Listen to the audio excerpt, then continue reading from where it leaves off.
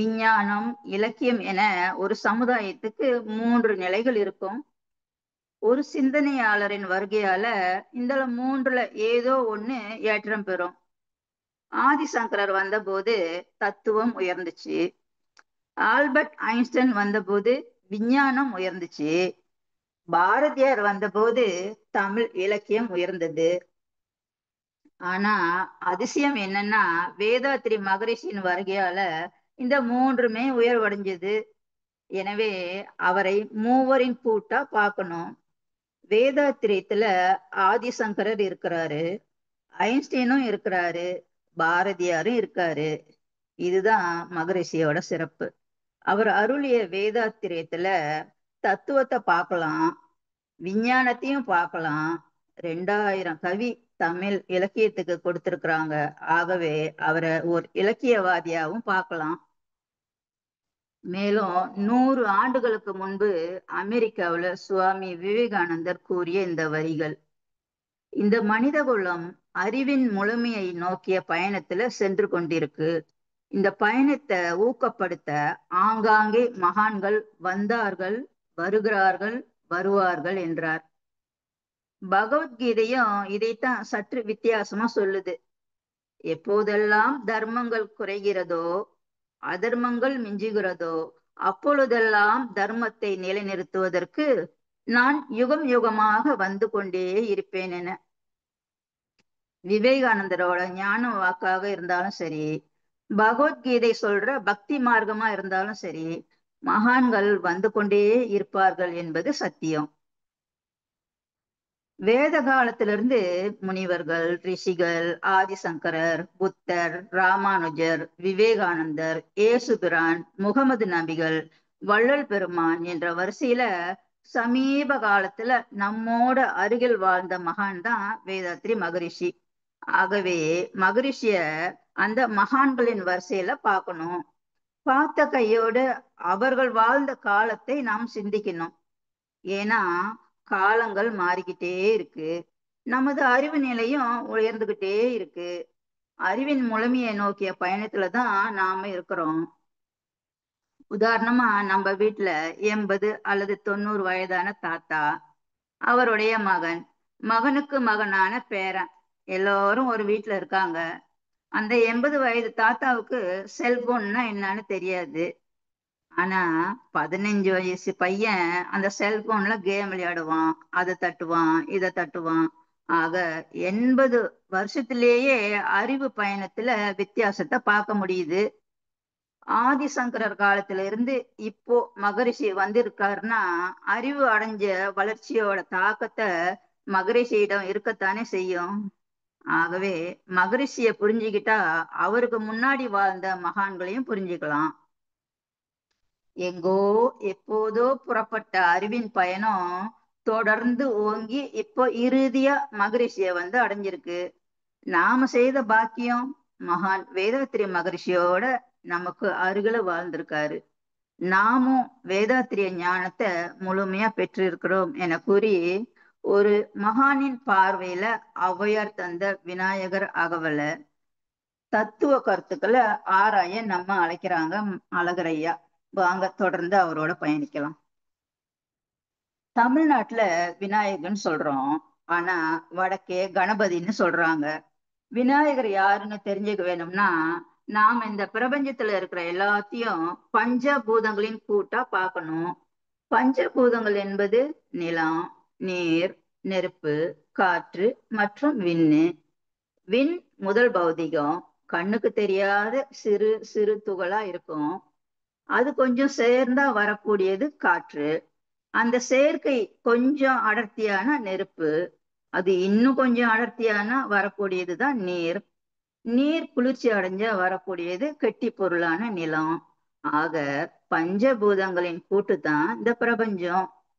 ஔவையாரும் வேறொரு பாடல்ல பரமாய சக்தியுள் பஞ்சமாபூதம் தரமாறி தோன்றும் பிறப்பு எனவும், மேலும் நிலம் 5, நீர் 4, நீடங்கி 3, உளவை 2, 1 விண் என்பார். பஞ்சபூதங்களை உருவாக்கிய மூல சக்திய வேதம் ஆத்மன்னு பெயரிடுது. ஆத்மனிலிருந்து அனைத்தும் வருவதா உபநிடதம் சொல்லுது. வள்ளல் பெருமானும் அத்தனைக்கும் மூல சக்தியானத அருட்பெருஞ்சோதியாக பாக்குறாரு. அருட்பெருஞ்சோதியே பஞ்சபூதங்களா மலர்ந்துள்ளது அப்படின்னு தன்னுடைய அகவல்ல வானிடை காற்றும் காற்றிடை நெருப்பும் ஆனர வகுத்த அருட்பெரும் ஜோதி, நெருப்பிடை நீரும் நீரிடை புவியும் அருப்பிட வகுத்த அருட்பெரும் ஜோதி என அருளியுள்ளார். ஒரு மூலசக்தி தான் பஞ்சபூதங்களா மாறியது என கண்ட நம்ம முன்னோர்கள் அந்த மூலமே தெய்வம்னும், அந்த தெய்வீக சக்தி தான் பஞ்சபூதங்களாக மாறி இருப்பதால அவை வணங்கத்தக்கவை அப்படின்னு சொல்லிட்டாங்க. மேலும் அது தெய்வாம்சம் நிறைஞ்சது அப்படின்னு சொன்னாங்க. அதனால மண்ணை லிங்கமாக காஞ்சிபுரத்திலும், நீரை திருவானைக்காவிலும், அக்னிய திருவண்ணாமலையிலும், காற்ற காளஹஸ்தியிலும், விண்ணை சிதம்பரத்திலும் வணங்குனாங்க. ஒரு மகான் சிந்திக்கிறார் இப்படி: நாம மண்ணை வணங்க ஒரு இடம் போகணும், நீரை வணங்க இன்னொரு இடம் போகணும், நெருப்பை வணங்க வேறொரு இடம் போகணும். ஏன் இத்தனை சிரமம்? 5 பூதங்களை ஒரு சேர வணங்க அவற்றின் கலவையாக நாம் காண்பதுவே விநாயகர் வடிவம். 5 கரமும் அங்குச பாசமும் எனும் அகவல் வரியில பஞ்சபூதங்களை 5 கரமாக பாக்குறாங்க ஔவையார். நமது முன்னோர்கள் அறிவு என்பதற்கு சிவம்னும், ஆற்றல் என்பதற்கு சக்தின்னும் பெயர் சூட்டினாங்க. பார்வதி பரமசிவனோட குமாரனா விநாயகரை நாம் பாக்குறோம். ஆக விநாயகர் என்பது பஞ்சபூதங்களும் பெருவெளியும் தான். வடநாட்டுல விநாயகரை கணபதின்றாங்க. பிரபஞ்சத்துல உள்ள ஒவ்வொரு அங்கமும் ஒரு சில விதிகளுக்கும் நியதிகளுக்கும் உட்பட்டே இருக்குது. விதிகளை சமஸ்கிருதத்துல கணம் அப்படின்னு சொல்றாங்க. கணம்னா சட்டம், அதாவது லோ. இந்த பிரபஞ்ச விதிகளுக்கு எல்லாம் அதிபதியாக ஒருவரை வச்சாங்க. அவர் தான் கணபதி. விநாயகராகவல்ல ஔவையார் முதல்ல உருவ அமைப்பை பற்றி பாடுவாங்க. அணிந்திருக்கிற அரைஞான் கயிற்றுல தொடங்கி உருவத்தை வர்ணிச்சுக்கிட்டே வர்றாங்க. ஒரு கட்டத்துல தத்துவத்தை பற்றி சொல்றாங்க. ஷண்முக தூலமும் சதுர்முக சுகுமமும் எண்முகமாக இனிதென கருளி என ஆழமான கருத்தை சொல்லுவாங்க. சதுர்முக சூக்குமம், ஷண்முக தூலமும் என்ற புரிதல் தான் அகவல் நமக்கு தரும் தகவல். சதுர்முகம் என்றால் 4, சதுர்முக சூக்கம்னா பிரபஞ்சமாகட்டும், நாமாகட்டும், எதுவாக இருந்தாலும் சரி, தோற்றத்தின் மூல காரணம் சூக்குமம் தான். சூக்குமத்தில் தான் நாம ஆரம்பமானோம். 6 அடி உயரம், 75 கிலோ உள்ள மனிதனின் ஆரம்பம் கண்ணுக்கு தெரியாத ஒரு செல். அதே போல பிரபஞ்சமும் கண்ணுக்கு தெரியாத சூக்குமத்துல இருந்துதான் ஆரம்பமாகுது. ஆக இப்போ மகரிஷியையும் ஔவையார் அகவலையும் இணைச்சு பார்க்கும்போது, ஔவையார் சொன்ன சதுர்முக சூக்குமம் என்ற வார்த்தைக்கு மகரிஷி அவர்கள் ரொம்ப அழகாக இந்த பிரபஞ்சமும் பிரபஞ்சத்தையே தாங்கும் வெளி அப்படின்னு சொல்றாங்க. இந்த பிரபஞ்சம் எல்லையற்ற வெளியில மிதக்குது. ஒரு காலகட்டத்துல மனித இனமே இல்லாத காலம் ஒண்ணு இருந்தது. இன்னும் கொஞ்சம் பின்னாடி போனா விலங்கினமே இல்லாத காலம். இன்னும் கொஞ்சம் பின்னாடி போனா உயிரினமே இல்லாத காலம். பஞ்சபூதங்கள் மட்டுமே இருந்தது. இன்னும் கொஞ்சம் பின்னாடி போனா 4 பூதங்கள் மட்டுமே இருந்திருக்கும். இன்னும் பின்னாடி போனா 3, அப்புறம் 2 பூதங்கள் மட்டுமே இருந்திருக்கும். அப்படியே பின்னாடி போனா வெளி மட்டுமே இருந்திருக்கும். அந்த வெளிதான் இந்த பிரபஞ்சத்தின் ஆரம்பம். ஆக இந்த வெளிதான் பிரபஞ்சத்தின் மூலம் என்பது மகரிஷியின் இறை தத்துவமாகும். எல்லா அமைப்புக்கு உள்ளும் அறிவும் ஆற்றலும் இருக்குதுன்னா, அனைத்துமான பெருவெளிக்கும் அறிவும் ஆற்றலும் இருக்கும் தானே. பெருவெளிக்கு அறிவும் ஆற்றலும் இருப்பதால உங்களுக்கும் எனக்கும் மரத்துக்கும் அதே அறிவும் ஆற்றலும் இருக்கும். எனவே பெருவெளி எல்லையற்றது, அறிவுமயமானது, ஆற்றல் மயமானது, இன்னும் எல்லையற்ற காலத்தை உடையதுன்னு மகரிஷி சொல்றாங்க.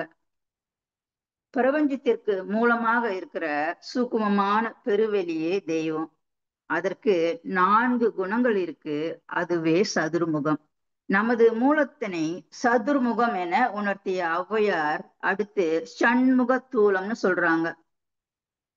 தூலத்திற்கு 6 முகங்கள் இருக்கு.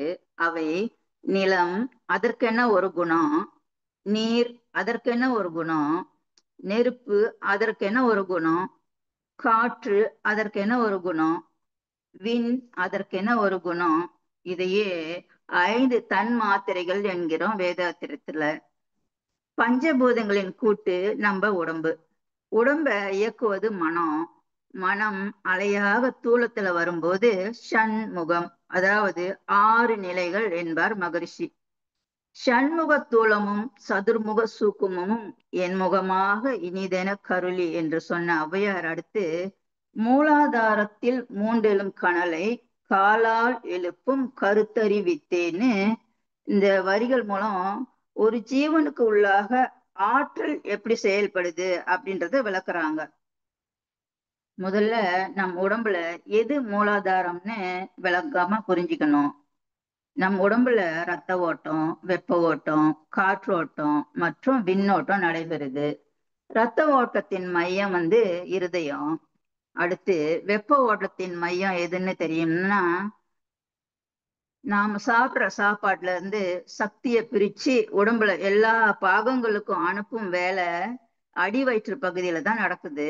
எனவே அக்னி ஓட்டத்தின் மையம் அடி வயிற்று பகுதி. இப்பகுதியில தான் ஒரு தாய் தன் குழந்தைக்கு தீய மூட்டுறாங்க. நாம் ஒரு செல்லாக உருத்தரித்த பின் ஒரு தாய் தனது அடி வயிற்றுல வச்சு வெப்பத்தை கொடுத்தாங்க. பச்சை மண்ணாக இருந்த பானை உரம் பெற்றது குயவனோட சூளையில. நாம் உரம் பெற்றது தாயின் சூழில். தாய் தனது அடி வயிற்றுல உருவான வெப்பத்தை நமக்கு கொடுத்தாங்க.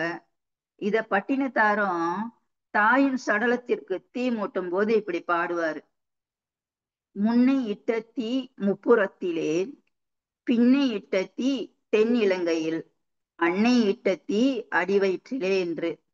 ஆக வெப்ப ஓட்டத்தின் மையம் அடிவயிறு. இங்கிருந்துதான் உடல் முழுவதும் வெப்ப சக்தி பரவுது. காற்றோட்டத்தின் மையம் நுரையீரல். விண் ஓட்டத்தின் மையம் எதுன்னு யோசிச்சா, அந்த விண் எங்க உற்பத்தி ஆகுதோ அங்கிருந்துதான் அது தன் ஓட்டத்தை தொடங்குது.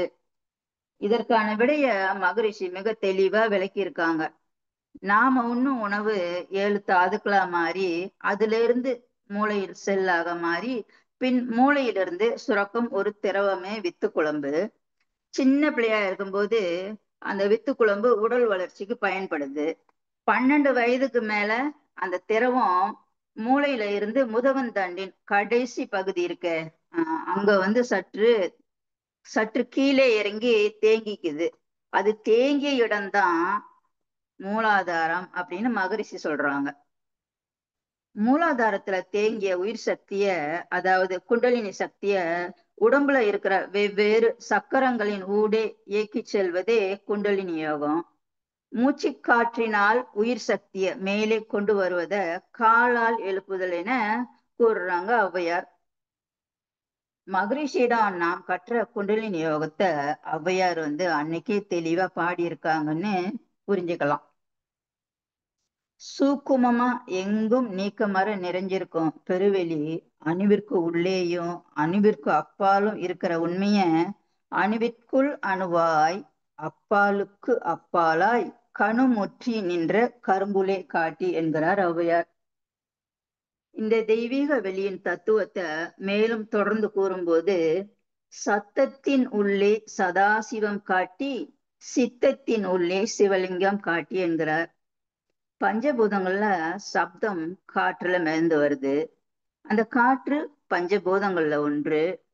மூலமான பெருவெளியே பஞ்சபூதமா வந்திருக்கிறதுனால பெருவெளி எங்கும் நிறைஞ்சிருப்பதால அதற்கு இன்னொரு பெயர் சிவம்.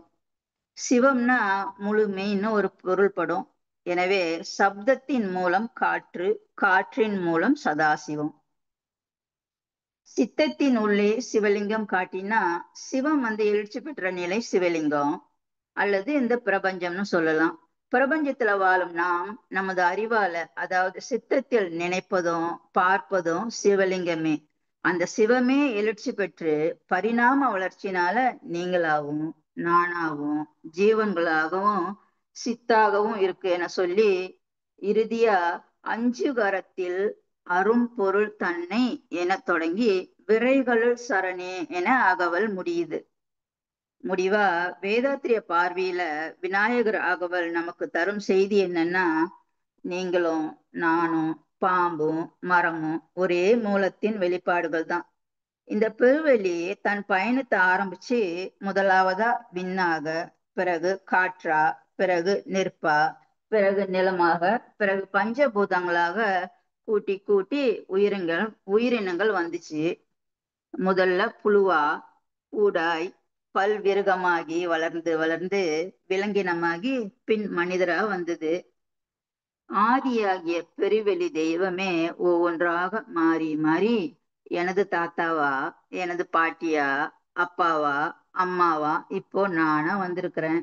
ஆக பெருவெளியாகிய மெய்ப்பொருளே நான். நீங்களும் நானும் ஒரே இடத்துல இருந்து வரோம். அப்போ உங்களை துன்பப்படுத்துற மாதிரி ஒரு செயல் செஞ்சா அது எனக்கும் துன்பம் தானே. நான் துன்பம் கொடுப்பது அந்த பிரமத்துக்கு தானே. எனவேதான் நான் எனது வாழ்நாளில் யாருடைய உடலுக்கும் மனதிற்கும் துன்பம் தரமாட்டேன் என இரண்டொழுக்க பண்பாட்டை கொடுத்தாங்க மகரிஷி. எனக்கு எவ்வளவு நஷ்டம் வந்தாலும் பரவாயில்ல, அடுத்தவருக்கு துன்பம் தரமாட்டேன். துன்பப்படும் உயிர்களுக்கு என்னால் இயன்ற உதவிகளை செய்வேன் என இப்பவே நாம ஒவ்வொருத்தரும் சபதம் எடுத்துக்கணும். அந்த உணர்வோட நமக்கு நன்மை செய்த இந்த சமுதாயத்துக்கும் திரும்ப என்ன செய்யணும் என்ற உணர்வும் நமக்கு இருக்கணும். பெற்று வளர்த்த தாயின் சேவையில நமது சமுதாய சேவையை துவங்கணும். தாய் தந்தையரையே சுற்றி சுற்றி வந்த விநாயகர் அகவல்ல ஓதும்போது நாம் பெற்றோரையும் நினைக்கணும், அவர்களுடைய மதிப்பையும் உணரணும். ஆதிசங்கரரும் பட்டினத்தாரும் கூட மேலும் கர்ணனும் பெற்றவர்கள் உயர்வையும் மதிப்பையும் உணர்ந்தவர்கள் தான். தாய் தமக்காக பட்ட பாட்டை என்ன செஞ்சாலும் ஈடுகட்ட முடியாதுன்னு அவங்களுக்கு தெரிஞ்சிருக்கு. தன்னை கரைத்து கரைத்து நம்மை வளர்த்த தாயை கைவிடக் கூடாது என்பதுதான் விநாயகர் அகவல் தரும் முதல் பாடம். கைவிடாத இருந்தா விநாயகரின் மகிழ்ச்சிக்கு நாம் எல்லாம் ஆளாவோம். பெற்றோரை கைவிட்டு விட்டா பிரபஞ்ச தொகுப்பாகிய விநாயகரின் கோபத்துக்கு ஆளாயிடுவோம். இந்த உரையின் ஒட்டுமொத்த சாரம் என்னன்னா, தூலமும் சூக்கமும் சேர்ந்தே நாம் யாருக்கும் துன்பம் தராத வாழ்க்கை வாழணும்னு சொல்லி அவ்வாறான வாழ்க்கையை தொட்டு காட்டி அம்மா அப்பாவிற்கு நாம் செய்ய வேண்டிய கடமையை சுட்டி காட்டி ஔவையாரின் அகவலை தெளிவா உணர்த்திய வேதாத்திரிய ஞானத்தை அருளிய மகரிஷிய வணங்கி அனைவருக்கும் நன்றி கூறி தனது உரையை நிறைவு செய்கிறார் அழகர் ராமானுஜம் ஐயா. அறம் செய்ய விரும்புன்னு சொன்ன ஔவையார தெரியும். சுட்ட பழம் வேணுமா சுடாத பழம் வேணுமான்னு கேட்ட ஔவையாரையும் தெரியும். மன்னனுக்கு நெல்லிக்கனி கொடுத்த ஔவையாரை பற்றியும் ஓரளவுக்கு தெரியும். முழுமையான மனவளக்கலையை போதிக்கும் ஔவையார இப்போ அழகர் ஐயா நமக்கு அடையாளம் காட்டியிருக்காங்க. மனவளக்கலையின் ஒட்டுமொத்த பாடத்திட்டமும் விநாயகர் அகவல்ல அடக்கம் என்பதை படிக்கும்போது காலம் யுகம் யுகமா மாறினாலும் சரி, இறைநிலை தொடர்பான மகான்களின் கருத்துல எந்த மாற்றமும் இல்லை அப்படின்னு புலனாகுது. சமீபத்துலதான் விநாயகருக்கு மோதகம், அவல், கடலை, மாலை, மரியாதை எல்லாம் செஞ்சு விநாயகர் சிலைய நிலைகள்ல கரைச்சி மகிழ்ச்சி அடைஞ்சோம். பெற்றோரை அலட்சியம் செஞ்சுட்டு விநாயகர் சதுர்த்தி கொண்டாடிய யாரையும் விநாயகர் ஆசீர்வதிச்சிருக்க மாட்டார் அப்படின்னு தெளிவாகுது. எனவே ஒவ்வொரு மனிதனும் முதல் மரியாதை செய்ய வேண்டியது தனது பெற்றோருக்கு தான். யாருக்கும் துன்பம் தராம உறவுகளோட ஒத்தும் உதவியும் வாழும்போது பிரபஞ்சமே நம்மை வாழ்த்தும் என்ற நம்பிக்கையில வாழ்க்கை பயணத்தை தொடங்கலாம். இறுதியா இந்த தொகுப்புரைய செவிமடுத்த உங்களுக்கும் புத்தகத்தை வாசித்து அதன் சாரத்தை கூற வாய்ப்பு தந்த இறை சாதனை மார்க்கத்திற்கும் எனது நன்றியை கூறி விடைபெறுகிறேன். நன்றி. வாழ்க வளமுடன்.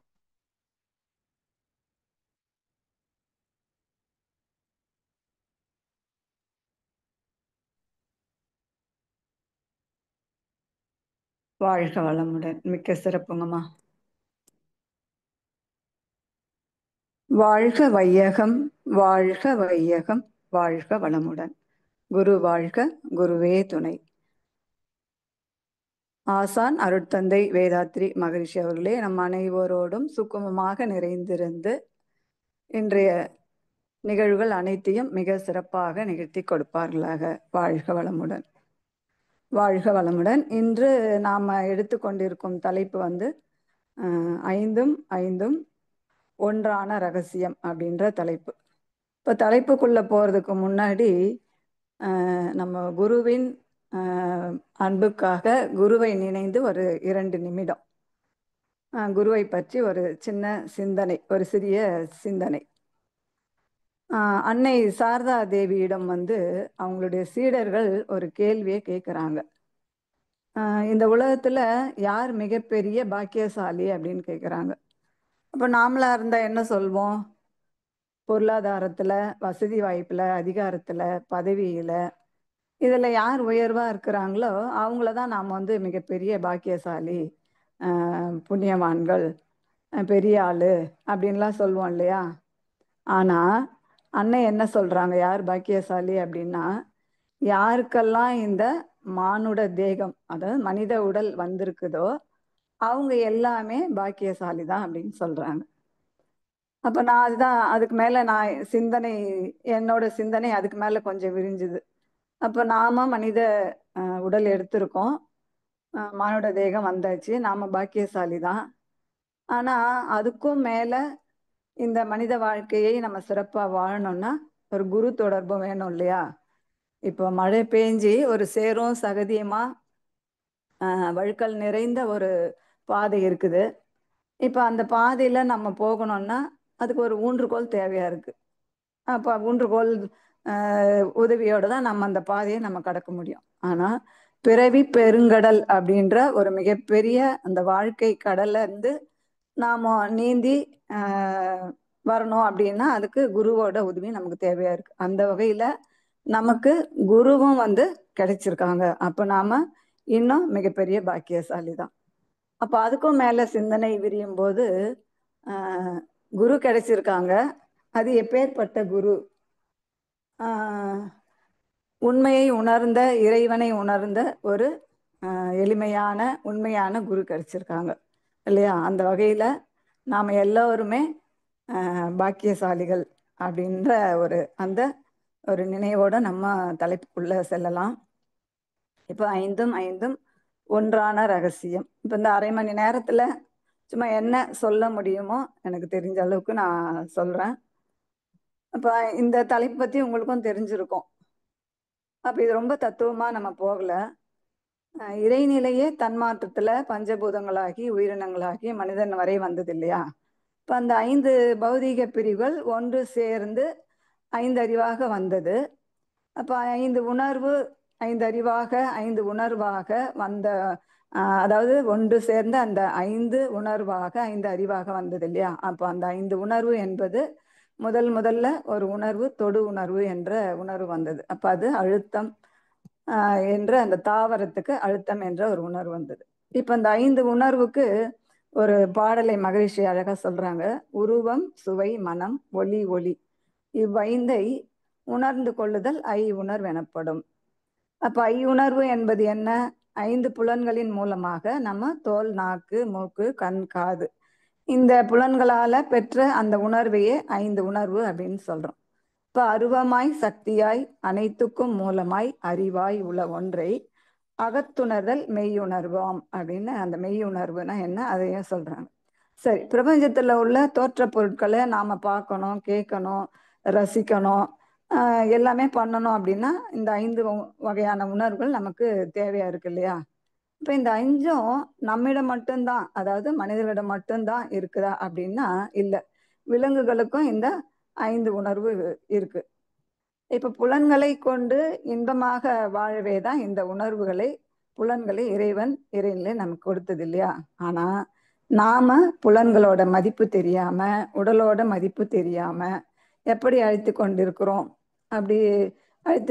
அப்படின்றதுக்கு ஒரு உதாரணம் என்ன சொல்றாங்கன்னா, அந்த உதாரணத்துக்கு நம்ம போகிறதுக்கு முன்னாடி இப்போ நம்ம வந்தோம் இல்லையா, உயிர் என்று வந்த போது இந்த தன்மாற்றத்தில் உயிரினங்கள் வந்த போது ஒரே ஒரு உயிர் மட்டுமே வினைப்பதிவே இல்லாம தூய்மையாக உள்ளது.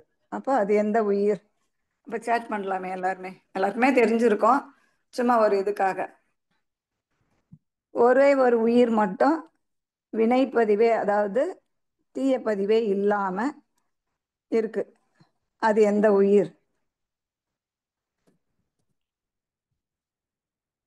தாவரம். கனகாம்மான்னு நினைக்கிறேன்.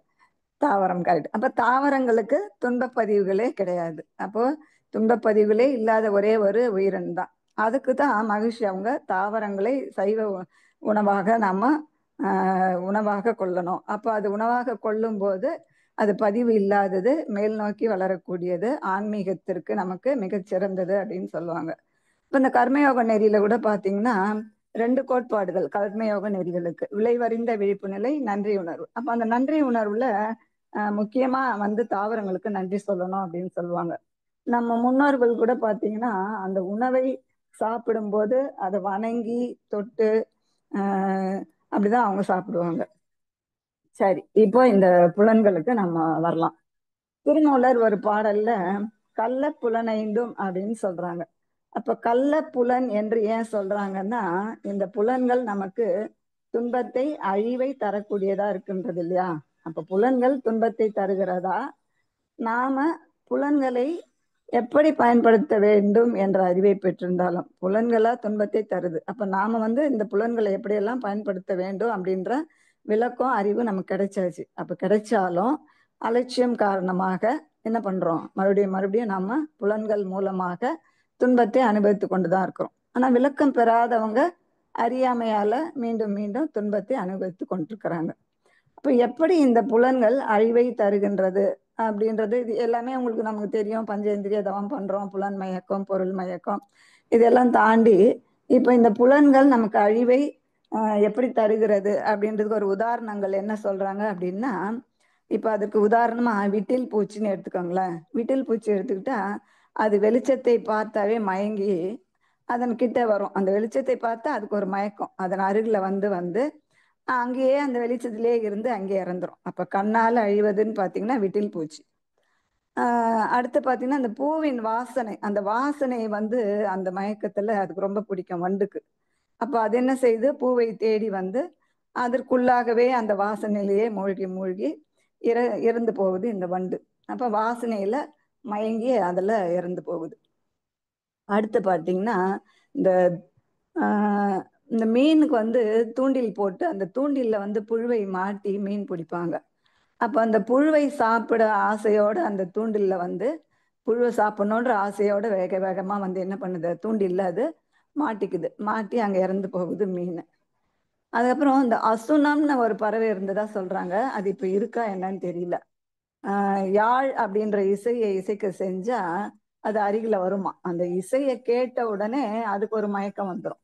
அப்போ அது அங்க கிட்டக வரும்போது உடனே இவங்க என்ன செய்வாங்களாம்? பறை, இப்ப முரசு இதெல்லாம் கொண்டு வேகமா சத்தத்தை எழுப்புவாங்களாம். அப்ப அந்த சத்தத்திலேயே காதால கேட்டு அங்கேயே மடிந்து போவது இந்த அசுனம்ன்ற ஒரு பறவை. அடுத்து பாத்தீங்கன்னா இந்த ஆண் யானையை பிடிக்கணும். அப்ப ஆண் யானையை பிடிக்கணும் அப்படின்னா பெண் யானை போல ஒரு உருவத்தை செஞ்சு அதுக்கு முன்னாடி ஒரு குழி, பெருசா ஒரு குழி வெட்டி அதுக்கு மேல ஒரு இலை தழையெல்லாம் போட்டு என்ன பண்ணுவாங்களா, மூடிடுவாங்க. அப்படி மூடும்போது அங்க குழி இருக்கிறதே தெரியாது.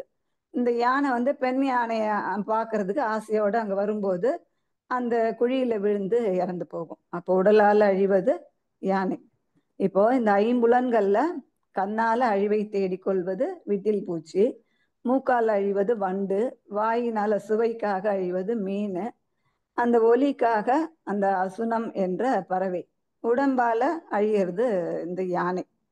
அப்ப இந்த 5 புலன்களாலுமே நம்ம அழிவை தேடிக்கொள்பவராகத்தான் இருக்கிறோம். அப்ப அதனாலதான் கள்ள புலன்கள் அப்படின்னு சொல்றாங்க. சரி, இப்போ அடுத்து இன்னொரு கேள்வி.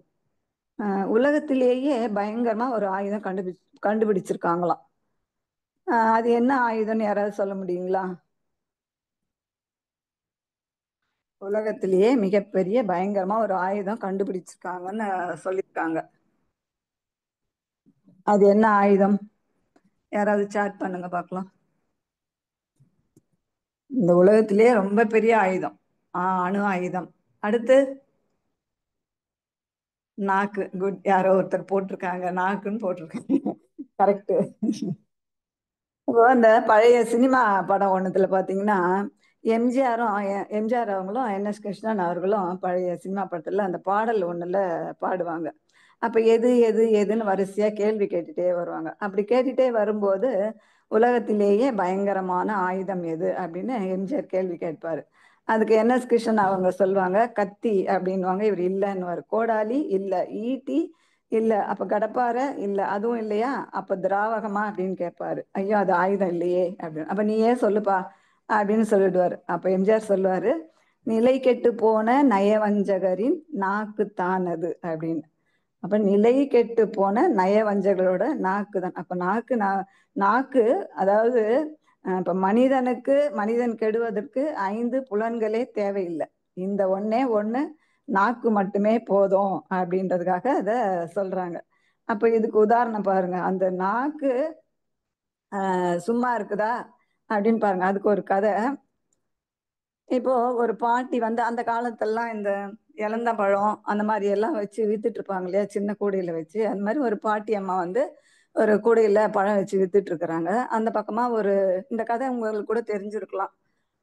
ஒரு 10 சாதுக்கள் வந்து அந்த வழியா ரொம்ப பசியோட வராங்க. அப்படி வரும்போது இந்த பாட்டியை பார்த்து கேட்குறாங்க, இங்க எங்காவது உணவு கிடைக்குமா அப்படின்னு.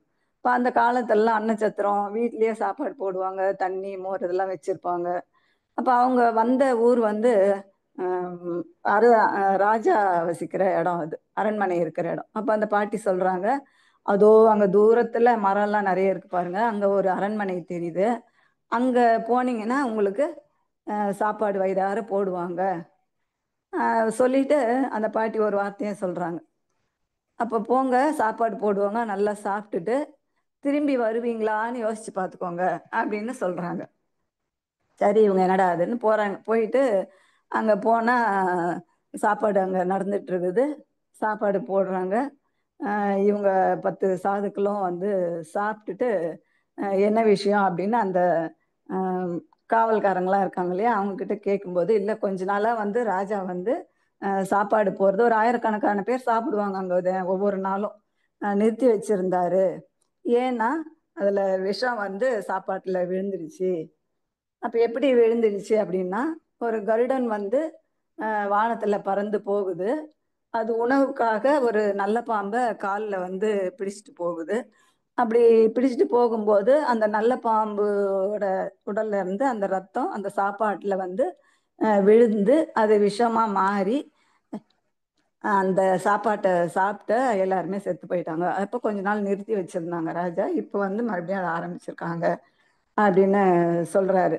அந்த காவல்காரங்க சொல்றாங்க. அப்ப இவங்க வந்து அஹ், சா சாப்பிட்டுட்டு வரும்போது அங்க மேல சித்திரகுப்தன் ஒருத்தர் கணக்கு எழுதுவார் இல்லையா, அந்த சித்திரகுப்தன் அப்ப இந்த நிகழ்வு நடக்கும்போது அவர் யம தர்மராஜா கிட்ட கேட்கிறாரு, ராஜாவே, இப்போ இந்த கணக்கை வந்து இந்த பாவ கணக்கு இவ்வளோ ஆயிரக்கணக்கான பேர் வந்து மடிஞ்சிட்டாங்க. இப்போ இந்த கணக்கெல்லாம் நான் யார் மேலே எழுதுறது அப்படின்னு கேட்குறாரு. இப்போ ராஜா மேலே எழுதுவா, ராஜா தானே சாப்பாடு போட்டாரு. அப்போ அந்த காவலாளிகள் அங்க வேலை செய்யறவங்க அவங்க தானே பரிமாறினாங்க, அவங்க மேலே எழுதவா, இல்ல அந்த கருடன் தானே பாம்பை தூக்கிட்டு போச்சு, கருடன் மேல எழுதவா, இல்ல பாம்பு தானே அந்த விஷத்தை சொட்டுச்சு, பாம்பு மேல எழுதவா அப்படின்னு அந்த சித்திரகுப்தன் கேட்கிறாரு. அப்ப அதுக்கு ராஜா யமதர்மராஜா சொல்றாரு, கொஞ்ச காலத்துக்கு பொறு, இதுக்கு நான் வந்து விடை உனக்கு சொல்றேன் அப்படின்றாரு. அப்போ இவங்க வரும்போது அந்த பாட்டி சொல்றாங்க பாருங்க, உங்களுக்கு கூட கேள்வி கேட்கணும்னு நினைச்சேன். சரி, அப்போ அந்த பாட்டி சொல்றாங்க பாருங்க, ஆஹ் நீங்க போனீங்க சாப்பிட்டுட்டு திரும்பி வருவீங்களா பாருங்க அப்படின்னு. அப்ப என்ன விஷயம்னு தெரியாம, என்ன நடந்ததுன்னு தெரியாம ராஜா விஷம் வச்சு கொண்டுட்டாருன்னு ஊர்ல பல விதமா பேசுறாங்க. அந்த வகையில இந்த பாட்டியும் அந்த வார்த்தையை சொல்றாங்க. அப்போ அந்த யம தர்மராஜா சொல்றாரு, நீ கேட்ட இல்ல யார் மேல எழுதுறதுன்னு, அந்த கணக்கை இந்த பாட்டி மேல எழுது அப்படின்னு சொல்றாரு. அப்ப அதுதான் வந்து நாம அந்த வார்த்தைகளை வந்து கவனமா கையாளணும் அப்படின்றாங்க. தேவையில்லாம ஒரு வார்த்தை கூட நாம பேசக்கூடாது. பேசுறதுக்கு முன்னாடி 1000 முறை சிந்திச்சு சிந்திச்சு நாம எதை பேசலாம் பேசக்கூடாது. அப்ப அந்த நாக்கு வந்து அவ்வளோ வந்து ஒரு ஆம், பயங்கரமான ஒரு ஆயுதம் அப்படின்னு சொல்றாங்க. ஒரு 4 அடி அடிச்சா கூட நான் தாங்கிடுவேன். அவன் இந்த வார்த்தையை என்ன பேசி காயப்படுத்திட்டானே. நீ கூட நம்ம உறவுகள்ல கூட அதுதானே. நமக்குள்ள ஒரு கசப்பு வருதுன்னா அந்த வார்த்தைகளால தானே. ஆஹ் வார்த்தைகள் வந்து அந்த அளவுக்கு அது காயப்படுத்துது இல்லையா? சரி. இப்போ கள்ள புலனைந்தும் காலா மணிவிளக்கே அப்படின்னு சொல்றாரு. அப்ப கள்ள புலன்களை காலா மணிவிளக்காக அது எப்போது மாறுது அப்படின்னு பாத்தீங்கன்னா, இப்ப மனிதன் என்பவன் 5 புலன்களை ஐம்புலன்களை கொண்டு அந்த 5 அறிவுக்கு அடுத்ததாக 6வது அறிவை அறியக்கூடிய அந்த புலன் என்று சொல்லலாம் இல்லையா? இந்த மனதை சொல்லலாம் இல்லையா? எதை சொல்லலாம்னா 6வது அறிவை கூடிய புலன் அப்படின்னு நாம இந்த மனதை எடுத்துக்கொள்ளலாம். இப்ப இந்த 5 புலன்களையும் அடக்கி ஆளக்கூடிய மிகுந்த வலிமை, அந்த மிகப்பெரிய வல்லமை எதுக்கு இருக்கு அப்படின்னு பாத்தீங்கன்னா இந்த மனதுக்கு தான் உள்ளது. மகிழ்ச்சி அவங்க உயிரினங்கள் எல்லாவற்றிலுமே உட்பொருளாக உள்ள மிகப்பெரிய ஒரு சக்தியாக இந்த மனதை சொல்றாங்க. மனதால தன்னுடைய மூலமான உயிரில ஒடுங்கவும் முடியும், உயிரின் மூலமான இறைநிலை அடைய முடியும். அதாவது மூலமான உயிரில் ஒடுங்க முடியும், உயிரோட மூலமான இறைநிலையை அடையவும் முடியும். ஆனா மனம் என்பது எப்போதும் அலைந்து கொண்டே இருக்கிறது. அப்ப மனதோட இயல்பு அசைந்து கொண்டே இருக்கிறது தான். அப்ப அசைந்தால் அலை, அப்ப கடல் அசைந்தால் அலை, அலைந்தால் இப்ப அதே மனம் அலைந்தா நம்மளுடைய நாம அலைந்த அந்த மனம் அலைந்தால் மனம், மனம் நின்றால் இப்ப அது அறிவு. நின்னாச்சுன்னா மனம் அலையாம அசையாம இருந்தா அது அறிவு. அப்ப அந்த அலை நிற்கிறதா அப்படின்னா இந்த அலைகள் ஓய்வதே இல்லை. அப்ப எப்படி அலைகிறேன் நான் அப்படின்னா, போன நிமிஷத்துக்கு வரைக்கும் நடந்தது அல்லது அடுத்து என்ன என்ன என்ன என்று, அப்போ ஒண்ணு நேத்துல இருக்கு, கடந்த காலத்துல இருக்கு, இன்னொன்னு வருங்காலத்துல இருக்கு, இப்படி அலைந்து கொண்டே தான் இருக்குது. அப்போ மகிழ்ச்சி அவர்கள் மனதை ஒரு முனை நாம மறுமுனை இறைநிலை அப்படின்னு சொல்லுவாங்க. இப்ப மனம் மாபெரும் வாழ்க்கை வள நிதி. அதுக்குதான் நம்ம மனவளக்கலை அப்படின்ற ஒரு ஆரம்பிச்சு அந்த மனவளக்கலையில மனதை நாம எப்படி வளப்படுத்தி கொள்ளணும் அப்படின்ற பயிற்சி முறைகள் எல்லாம் நமக்கு அகத்தவத்தையும் அகத்தாய்வையும் கொடுத்துருக்காங்க இல்லையா? அப்ப மனம் என்பது இறைநிலை, பிரபஞ்சம் முழுவதும் உயிரினங்கள் மனிதன் வரை உள்ள அந்த தத்துவங்கள்ல ஊடுருவி அதுக்குள்ள ஒரு உட்பொருளாக உள்ளது. அப்ப எண்ணங்களின் தொகுப்பையே தான் நம்ம மனம் அப்படின்னு சொல்றோம். எண்ணத்தை ஒட்டிதான் மனதின் தரமும் உயர்வும் அமைகிறது. அப்ப மனித மனத்தோட தரத்தை ஒட்டியே தான் நம்மளோட வாழ்க்கை தரம் உயர்வுது. அப்ப மனம் போல் வாழ்வு, எண்ணம் போல் வாழ்வு அப்படின்னு சொல்றாங்க இல்லையா? இப்ப மனம் என்பது மனித வாழ்க்கையோட விளை நிலம். எதை போட்டாலும் விளையும், செழிப்பா விளையும். என்ன கேட்டா செழிப்பா விளையும். அப்ப எதை போட வேண்டும் என்று நாம தான் சிந்தித்து போடணும். காலா மணிவிளக்காக மாற்ற மனதை நாம் என்ன செய்யணும்? பண்படுத்த வேண்டும். அப்ப திருமூலர் ஒரு பாடல்ல சொல்றாரு, திகைக்கின்ற சிந்தையுள் சிங்கங்கள் 3 அப்படின்னு சொல்றாங்க. அப்ப அந்த இந்த சிந்தையுள் 3 சிங்கங்கள் இருக்கான். அது என்ன சிங்கம் அப்படின்னு பாத்தீங்கன்னா ஆணவம், கண்மம், மாயை என்று அந்த 3 தீய குணங்கள் மனதுல வந்து இந்த சிங்கங்களை போல ஆதிக்கம் செலுத்துதான். அப்ப எப்போதுன்னா மனம் திகைத்து அந்த அமைதி நிலையை இழந்து குழப்ப நிலையில இருக்கும்போது இந்த குணங்கள் ஆணவம், கண்மம், மாயை என்ற இந்த மும்மலங்கள் நம்மை ஆள்கிறது அப்படின்னு சொல்றாரு. அப்ப எதுக்கு சிங்கத்தை உதாரணமா சொல்றாங்கன்னா, சிங்கம் என்பது ஒரு கர்ஜனை அப்படி கொடுத்தாவே நாம் எப்படி அலறுவோம் இல்லையா? கிட்ட போவோமா? அது போல இங்கே அதிகாரத்தையும் தான் என்ற அதாவது தான் என்ற அதிகார பற்றியும் அந்த கட்டுப்பாட்டையும் மனிதனை வந்து சிந்திக்க விடாம இந்த குணங்கள் வந்து தங்களுடைய கட்டுப்பாட்டிலேயே வைத்துக் கொள்கிறது. இப்ப அடுத்து 2வது வரி பாத்தீங்கன்னா இந்த பாடல்ல நகைக்கின்ற நெஞ்சுள் நரிக்குட்டி 4 அப்படின்னு சொல்றாரு. இந்த மனம் நொடிக்கு நொடி மாறிக்கிட்டே இருக்குமா. அப்ப இப்ப வந்து மகிழ்ச்சியா இருக்குதுன்னு வச்சுக்கோங்க. மகிழ்ச்சியா இருக்கும்போது இந்த 4 நரிக்குட்டி, நெஞ்சுள் நரிக்குட்டி, அது என்ன 4 நரிக்குட்டி? மனம், புத்தி, சித்தம், அகங்காரம் அப்படின்னு சொல்றாங்க. அதாவது இந்த நாலுமே நரிக்குட்டிகள் போல இருக்குதாம். ஏன் நரியை இதுக்கு உதாரணம் சொல்றாங்க அப்படின்னா, இந்த நரி என்ன செய்யும்? தந்திரம் செய்து ஏமாற்றி துன்பத்தை மட்டும்தான் தரும் இல்லையா? நரி தந்திரம் அப்படின்னு சொல்லுவாங்க. அப்ப அந்த மனம் இது இப்படித்தான் இருக்கு அப்படின்னு சொல்றாரு. அடுத்த லைன்ல வகைக்கின்ற நெஞ்சினுள் ஆனை கன்று 5 அப்படின்னு சொல்றாரு. வகைக்கின்ற நெஞ்சினுள் ஆனை கன்று 5. அப்ப பல்வேறு வகையான உணர்ச்சிகள் நம்ம மனதுல எழுது. அப்படி எழும்போது இந்த புலன்களோட இயக்கமே ஆனை கன்று போல வெளிப்படுதாம். அப்ப யானையை எதுக்கு இங்க உதாரணமா சொல்றாங்கன்னா, யானை வந்து நடந்து வந்தா மெதுவா அசைஞ்சு அசைஞ்சு எவ்வளவு அழகா இருக்கும் பார்க்கும்போது இல்லையா? அப்போ ஆனா கோபம் வந்தா மதம் பிடித்தா இது ஊரையே துவம்சம் செய்யக்கூடிய அளவுக்கு சக்தி வாய்ந்த அந்த தன்மை கொண்டதா இருக்கு இல்லையா? அப்ப இந்த குணங்கள் வந்து அமைதியா அடக்கமா இருக்கும். அப்ப தேவைக்கும் சூழ்நிலைக்கும் தகுந்த மாதிரி எழுச்சி பெறும்போதுதான் உச்சத்துல வருது. அப்ப எல்லா குணமும் நமக்குள்ள அடக்கமா இருக்கு. அந்த புலன்கள் மூலமா இது தேவை சூழ்நிலை வரும்போது அந்த எழுச்சி பெறுது. அப்ப அது எழுச்சி பெறாம நம்ம அதை வந்து அந்த எண்ணங்களை போக்க முடியாது, பதிவை போக்க முடியாது. அப்போ நம்ம என்ன செய்யணும்? அது எழுச்சி பெறாத அளவுக்கு தான் நமக்கு இப்ப பயிற்சிகளை தொடர்ந்து நமக்கு கொடுத்துட்டு இருக்காங்க. அப்ப எழுச்சி பெறாத அளவுக்கு பயிற்சி, அதை தக்க வைத்துக் கொள்கிற தந்திரங்களை நமக்கு சொல்லி கொடுத்துட்டு இருக்கிறாங்க. அப்ப அடுத்த வரி 4வது வரி, பகைக்கின்ற நெஞ்சுக்கு பால் இரண்டாமே. அப்ப இந்த 3 வகையான நிலைகள்ல எந்த 3 வகையான நிலை?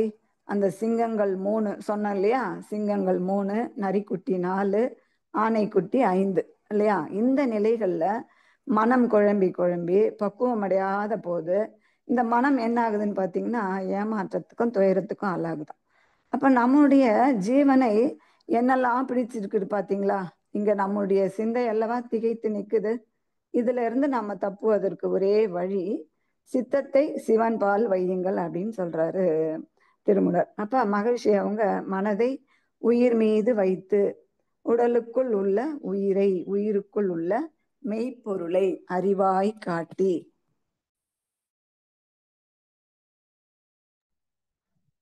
இப்ப எந்த ஒன்று பஞ்சபூதங்களாக 5 புலன்களாகவும் அந்த புலன் வழியே உணர உணர்வாகவும் வந்ததோ, அந்த 5 உணர்வையும் ஒரே உணர்வாக, உயிர் உணர்வாக, மெய்ப்பொருள் உணர்வாக, அப்ப மெய்யான உணர்வு பெறும்போதுதான் மனம் வந்து அமைதி பெறுகிறது.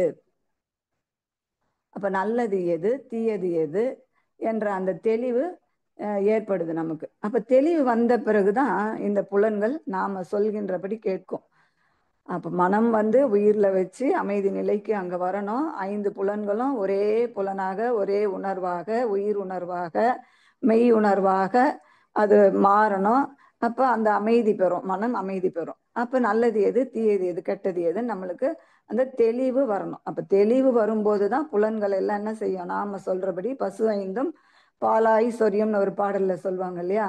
அப்போ இங்க கள்ள புலனைந்தும் காலா மணிவிளக்காக மாறும். அப்ப அந்த காலா மணிவிளக்கு அப்படின்னா என்ன அப்படின்னா, காலா மணிவிளக்குன்னா காலம் அப்படின்னா இருட்டு அப்படின்னு சொல்றாங்க. இப்ப காலா அப்படின்னா இருட்டு இல்லாத. இப்ப கள்ளமான இந்த புலன்கள் 5ம் இருட்டை போக்கும் விளக்காக. அப்ப புலன்கள் தான் கள்ளம் செய்கிறது. அப்ப அதே புலன்கள் தான் அறியாமை என்ற இருளை போக்கி அறிவு ஒளி பெற உதவுகிறது. இப்ப கள்ள புலனைந்தும் காலா மணிவிளக்காக மாறும். அப்ப நாம எல்லோருமே வாழ்க்கையில மனம் சலிந்து அதாவது நிறைய மனம் சார்ந்து நிறைய அனுபவங்கள் நமக்கு கிடைத்திருக்கும். அந்த வகையில எனக்கு ஏற்பட்ட ஒரு அனுபவத்தை உங்களோட நான் பகிர்ந்து சிந்தனை உரையை நிறைவு செய்யலாம்னு இருக்கேன். ஒரு 10-12 வருடங்களுக்கு முன்பாக நினைக்கிறேன். ஆமா, 10 வருடம் 12 வருடங்களுக்கு முன்பாக எங்க பெண்ணுக்கு திருமணம் நாங்கள் நிச்சயம் பண்ணியிருந்தோம். அப்போ வந்து திருமணம் வந்து 2 வீட்டாரும் செலவு வந்து பாதி பாதியா ஏத்துக்கிறதா இருந்தது. அப்படியே ஏத்துக்கிட்டோம். ஆனா அவங்க மாப்பிள்ளை வீட்டுல நிச்சயதார்த்தம், எங்களுக்கு ஒரே மகன், நிச்சயதார்த்தம் நீங்க செய்யணும் அப்படின்றாங்க. நாங்க வந்து நிச்சயதார்த்தம் பண்ண மாட்டோம், கல்யாண செலவுல பாதி கொடுக்கறதால நாங்க நிச்சயம் பண்ண மாட்டோம். அப்போ வந்து பொருளாதாரத்துல கொஞ்சம் நிறைவா இருந்தாலும் ஆடம்பர செலவு பண்ற அளவுக்கு நமக்கு பொருளாதாரம் இல்லை. அதனால அது பண்ண மாட்டோம் அப்படின்னு சொன்னோம். ஆனாலும் அவங்க இல்லை, சின்ன ஒரு மண்டபத்திலேயாவது நீங்க வைக்கணும் அப்படின்னு சொல்லி கொஞ்சம் நல்ல மனுஷங்க தான். ஆனா கேட்டாங்க. அப்ப அது மாதிரி அந்த சின்ன ஒரு இடம் பார்த்து அந்த நிகழ்ச்சி நாங்க பண்ணியிருந்தோம், வச்சிருந்தோம். அப்ப அங்க சின்ன இடம்ன்றதால ஒரு 100 பேர் அமரக்கூடிய இடம். ஆனா அங்க ஒரு 35 பேர் தான் பந்தியில உட்கார முடியும் உணவுக்கு. இப்ப மத்தியான நேரம் 12 மணிக்கு வச்சிருந்தால நிகழ்வு முடிஞ்சு சாப்பாடு 3 பந்தி உட்கார்றதுக்குள்ள மணி ஒரு 2:30 ஆயிடுச்சு. அப்போ வந்து நாங்களும் வெயிட் பண்றோம் எல்லாரும் சாப்பிடணும்னு. மாப்பிள்ளையோட அம்மா அப்பா அவங்களும் வெயிட் பண்ணிட்டு இருக்காங்க எல்லாரும் சாப்பிட்றதுக்காக. அப்ப நேரம் ஆனதால எங்க பெரிய பையன் போயிட்டு அவங்க கிட்ட ஆன்ட்டி அங்கிள் கொஞ்சம் டைம் ஆயிடுச்சு, சாரி மன்னிச்சுக்கோங்க அப்படின்னு கேட்குறான். நான் இங்கேருந்து பார்க்குறேன். எனக்கு ஒரே உள்ள என்ன இது, நம்ம பிள்ளைய நாம் எப்படியெல்லாம் வளர்த்தோம், இது போய் எதுக்காக இவன் சாரி கேட்குறான், நாம் என்ன தப்பு பண்ணோம், அவங்க தானே சின்ன இதில் வைக்க சொன்னாங்க, அப்படி இப்படின்னு மனசு அப்படியே கிடந்து போராடுது. அப்ப நான் வேதாத்திரியத்துல இருந்ததால, இங்க வந்து நல்லா கவனிக்கணும் பாருங்க, வேதாத்திரியத்துல இருந்ததால இப்ப பதில் பேசாம அமைதியா இருக்கேன். ஆனா மனதிற்குள்ள போராட்டம். இந்த மாதிரி எல்லாம் நம்ம இப்படி வளர்த்தோம், நம்ம புள்ள அப்படி இப்படின்னு அந்த அம்மாவா அங்க எழுந்து நிக்குது. அம்மா தான் உயர்மா, அந்த அம்மா இந்த ரோல் வந்து உச்சத்துல எழுந்து நிக்குது. அப்புறம் இந்த நிகழ்ச்சி அன்னை இரவு வரைக்கும் மனதுல ஒரே ஓடிட்டே இருக்கு. இரவு தூங்கி காலையில விழிக்கும் போது மனம் அமைதியா இருக்குது. ஆனா நேற்றைய நிகழ்ச்சிகள் எல்லாம் ஓட ஆரம்பிக்குது மனதுல. மனம் வந்து அப்ப சிந்திக்க துவங்குது. இப்ப எதற்காக இந்த ஆர்ப்பாட்டம்? மனதுல எனக்குள் இருந்த அறிவு அப்படின்னு அந்த அசரீ அசரீரியாக ஒலிக்குது. இப்ப நீ செய்ய வேண்டிய ஒரு வேலை செயலு, அதை உன் பிள்ளை செஞ்சிருக்கிறான், எவ்வளவு மகிழ்ச்சியா அல்லவா நீ இருந்திருக்கணும். வீணா ஒரு படத்துல வடிவேலு சொல்வது மாதிரி, துக்கப்பட்டு துயரப்பட்டு வேதனைப்பட்டு கவலைப்பட்டு வருத்தப்பட்டு பட்டு பட்டு பட்டு நடிக்கிட்டே போவாரு. அந்த மாதிரி என்னோட மனநிலை இருந்தது. இப்ப மன்னிப்பு கேட்பது என்பது எவ்வளவு ஒரு உயர்ந்த செயல் இல்லையா? அப்ப அவனுடைய வயது 29 வயது. அந்த வயதுல ஒரு எதுவும் பெருசா பெரிய விஷயமா அவங்கெல்லாம் இருக்க மாட்டாங்க. ஆனா அந்த ஒரு சின்ன வயசுல நமக்கு தோணாத அந்த ஒரு இது இப்ப எனக்கே கொஞ்சம் வெக்கமா கூட இருந்தது. இப்போ அதுக்கு பிறகு பார்த்தீங்கன்னா எங்கள் சம்மந்தி அவங்களுக்கு எங்கள் பிள்ளைங்க மேலே ரொம்ப மிகப்பெரிய மதிப்பு. இப்போ இது எதுக்கு சொல்ல வரேன்னா, அதுதான் நம்மளோட மனம் பாசத்தில், அதான் நம்ம பிள்ளை அப்படின்னா ஒவ்வொரு ரோல் அங்கங்கே அதுதான் எழுந்து நிற்குது.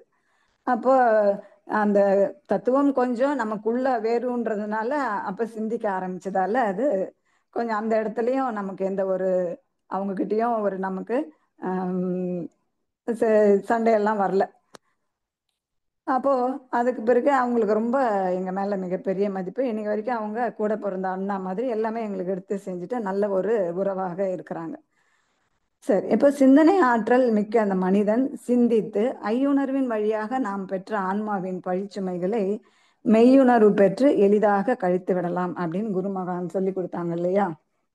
அப்போ ஐயுணர்வு என்பது மாற்றமில்லாத நிலையான, அப்போ ஐயுணர்வு என்பது மாற்றமில்லாத நிலையான பொருள் எதுவோ அதை உணர்ந்து கொள்வதுதான் மெய்யுணர்வு. அப்ப மனவளக்கலை மூலம் மனதை கொண்டு தவ பயிற்சியின் மூலம் மனவேகத்தை குறைத்து தோற்ற பொருட்கள் அனைத்தும் இறைநிலையே என்ற தெளிவோடு வாழ்வதுதான் இறையுணர்வு.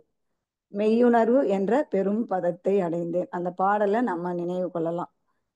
உய்யும் வகை தேடி உள்ளம் உருகி நின்றேன் இல்லையா? அப்ப மனம் மேல்நிலையில் மனம் நிலைத்து நிற்க நிற்க 5 வகையான உணர்வும் ஒன்றாகி அறிவை அறிந்தேன் என்ற அந்த உய்யும் வகை தேடி உள்ளம் உருகி நின்றேன் உயர்ஞான தீட்சையால் உள்ளொடுங்கி என்ற அந்த பாடலோடு இன்றைய சிந்தனையை நிறைவு செய்து கொள்கிறேன். சிந்தித்து நாம் செயல்படுவோம் என்று கூறி வாய்ப்புக்கு நன்றி கூறி அமைகிறேன். வாழ்க வளமுடன். நன்றி நன்றி.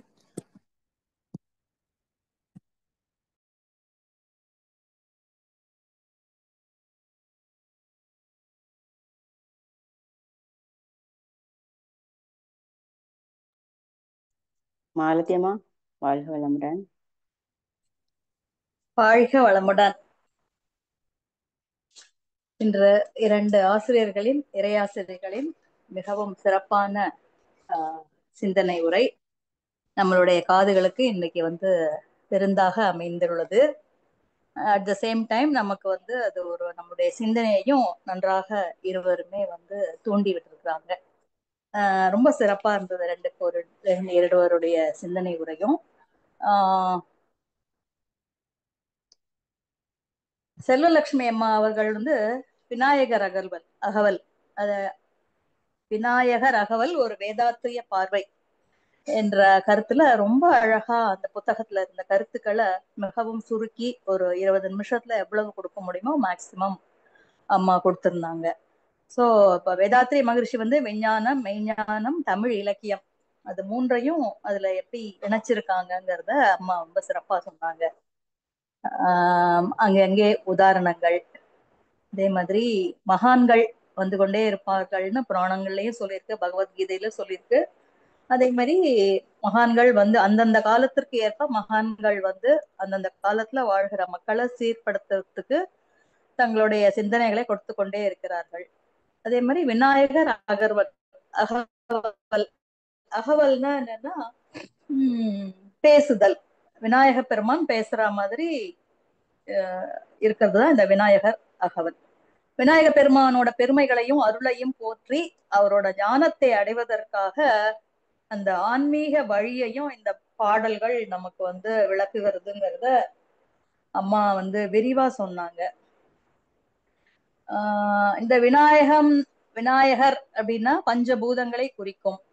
அதே போன்று கணபதி, கணங்களுக்கு அதிபதி. அத வந்து நிறைய பாடல்கள் மூலமா அம்மா வந்து ரொம்ப சிறப்பா விளக்கினாங்க.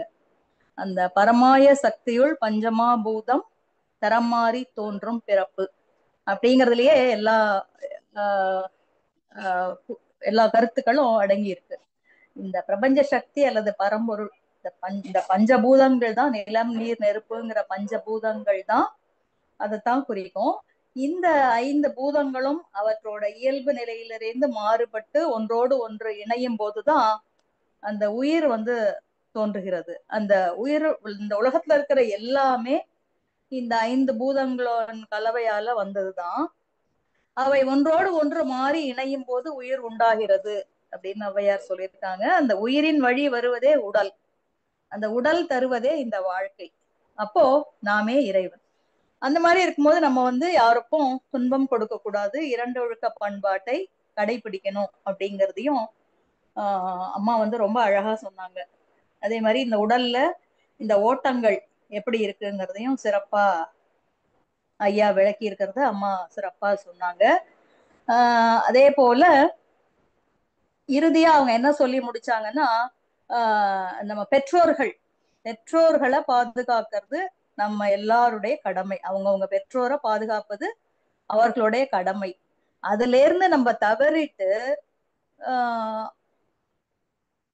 விநாயகரை வழிபட்டு எந்த யூஸ்மே இல்லை, அவங்க வந்து விநாயகருடைய சாபத்துக்கு தான் ஆளாவாங்க அப்படிங்கிறதையும் அம்மா வந்து சொன்னாங்க. அதே மாதிரி இந்த பெற்றோரை மதிக்கணும், தாயை வந்து கைவிடக்கூடாது. எப்பேற்பட்ட மகான்களும் தாய்க்கு வந்து ஈமக்கடன் செய்திருக்காங்க. அவ்வளவு முக்கியத்துவம் வாய்ந்தது அந்த தாயோட சிறப்பு அப்படிங்கிறத அந்த இறுதியில ரொம்ப ஐயா சொல்லியிருக்கிறத குறிப்பிட்டு சொன்னாங்க. பெற்றோர்களுக்கு ரொம்ப முக்கியத்துவம் கொடுத்திருக்காங்க. சிறப்பா இருந்தது. அடுத்தது பெரியநாயகி அம்மா அவங்களுடைய உரையின் தலைப்பு 5ம் 5ம் ஒன்றான ரகசியம். இது என்ன தலைப்பு, எதை பத்தி அம்மா பேச போறாங்கன்னு ஒரு கியூரியாசிட்டி இருந்துட்டே இருந்தது. சோ அம்மா வந்து ஐம்புலன்கள், அந்த ஐம்புலன்களை நம்ம என்னன்னு நமக்கு தெரியும், அதன் மூலமா நம்ம உணர்வது ஐயுணர்வு. இதுதான் 5ம் 5ம். இந்த 5ம் 5ம் ஒன்றான ரகசியம். இந்த புலன்கள் மூலமா தான் நம்ம வந்து இந்த 5 உணர்வுகளை நம்ம பெறுகிறோம். அதுதான் வந்து என்னவா இருக்கு, மனம்தான் எல்லாத்தையுமே உணர்கிறது. அந்த கருத்து தான் இதுங்கிறது அம்மா விளக்கம் கொடுத்த அப்புறம் தான் புரிஞ்சுது. முன்னாடி நான் யோசிச்சதுல எனக்கு எதுவுமே மைண்ட்ல அப்ப வரல. ஸோ இப்ப வந்து இத வந்து இந்த புலன்களை கள்ள புலன்கள் அப்படிங்கிறாங்க. அது துன்பம் தருகிறது. நம்மளுடைய அறிவின்மையால நம்ம அதை முறையின்றி பயன்படுத்துறதுனால நமக்கு அது துன்பம் தருகிறது அப்படிங்கிறத ரொம்ப சிறப்பா அம்மா விளக்கினாங்க. அது அந்த மனம் இருக்கு இல்லையா, இந்த உணர்வை உணர்கின்ற மனம் வந்து அந்த மனதால உயிருல ஒடுங்கவும் முடியும், அதன் மூலமான இறையோடு இணையவும் முடியும். மனம்ங்கிறது ஒரு அலை, அது நிலையா இருக்காது, அது ஓடிட்டே இருக்கும். அந்த மனம் வந்து அந்த இறைநிலையோட ஒடுங்கும் போது அது நிலைக்கு வரும். நம்மளுடைய ஒரு முனை மனம்னா அதனுடைய மறுமுனை வந்து இறைநிலை. இந்த மனம்தான் மனிதன் வரை எல்லாத்துக்குமே உட்பொருளா இருக்கு. இந்த மனிதனின் தரத்தை பொறுத்துதான், மனதின் தரத்தை பொறுத்துதான் மனிதனின் தரம் இருக்கும் அப்படிங்கறத நிறைய கதைகள் மூலமா, உதாரணங்கள் மூலமா ரொம்ப அழகா அம்மா சொன்னாங்க. அதே மாதிரி இந்த திகைக்கின்ற சிந்தைக்குள் 3 சிங்கங்கள் திருமூலருடைய பாடல அம்மா அழகா விளக்கம் கொடுத்திருந்தாங்க. நமக்குள்ள 3 சிங்கங்கள் இருக்கு, ஆணவம், கண்மம், மாயை. அப்புறம் நகைக்கின்ற நெஞ்சுள் நரிக்குட்டிகள் 4. அதையும் வந்து அம்மா சிறப்பா சொல்லியிருந்தாங்க. மனம், சித்தம், புத்தி, அகங்காரம்ங்கிற 4 நரிக்குட்டிகள். அப்புறம் ஆனை கன்றுகள் 5. இந்த ஐம்புலன்கள் தானே வெளியில சுத்திட்டே இருக்கு எப்போதும்.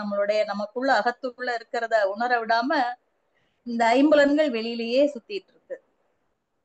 இந்த சிங்கங்கள் 3, நரிக்குட்டிகள் 4, இந்த ஆனை கன்றுகள் 5, இந்த மொத்தம் 12ம் பகை பொருட்கள். இந்த பகை பொருட்கள் என்ன செய்யுது, மனித மனத்துல இருக்கிற தீய குணங்களையும் புலன்களையும் சிங்கங்கள், நரிகள், யானைகள்னு குறுகிய கால திருமூலர் விளக்குகிறார் அப்படின்னு அம்மா ரொம்ப அழகா சொல்லியிருந்தாங்க. சோ இந்த எல்லாத்துக்குமே காரணம் இந்த மனம்தான், இந்த மனதில் தோன்றுகிற எண்ணம் தான். நம்மளுடைய மகிழ்ச்சியோட பயிற்சிகளை முறையாகவும் முழுமையாகவும் நம்ம செய்தானா நிச்சயமா நம்மளுடைய மனம் உயரும். மனதை பற்றி, அதன் மேன்மை பற்றி, அதை நம்ம எவ்வாறு நம்ம வந்து தூய்மையா வச்சுக்கணும் அப்படிங்கிறத நம்ம சிந்தித்து செயல்படுவதற்கு இந்த சிந்தனையை தூண்டும் விதமாக இந்த 2 பேருடைய உரையும் இன்றைக்கு சிறப்பாக அமைந்திருந்தது. நமது இறையாசிரியர் செல்வலட்சுமி அம்மா அவர்களையும், நமது இறையாசிரியர் பெரியநாயகி அம்மா அவர்களையும் நாம் அனைவரும் நன்றி உணர்வோடு துரிய நிலையில் நின்று வாழ்த்துவோம். இன்னைக்கு ரொம்ப ஷார்ட் நோட்டீஸ்ல இதை டக்குன்னு இவங்க 2 பேரும் இதை ரெடி பண்ணிருக்கிறது, இவ்வளோ விளக்கங்கள் கொடுத்திருக்கிறது ரொம்ப ரொம்ப சிறப்பு. அது ரொம்ப ஆச்சரியமாவும் இருக்கு. அதுதான் நம்மளுடைய இறை சாதனை மார்க்கத்தின் சிறப்பு. அந்த இறை சாதனை மார்க்கம் கொடுக்கிற, மதனையா கொடுக்கிற பயிற்சியோட சிறப்புங்கிறதும் நமக்கு நன்றாக விளங்குகிறது. இறை ஆசிரியர் செல்வலட்சுமி அம்மா அவர்களும், இறை ஆசிரியர் பெரியநாயகி அம்மா அவர்களும் வாழ்க வளமுடன். அம்மா அவர்களும் அவர்களது குடும்ப உறுப்பினர்கள் அனைவரும் அருட்பேராற்றல் கருணையினால் உடல் நலம், நீளாயுள், நிறை செல்வம், உயர் புகழ், மெய்ஞானம் ஓங்கி வாழ்க வளமுடன், வாழ்க வளமுடன், வாழ்க வளமுடன்.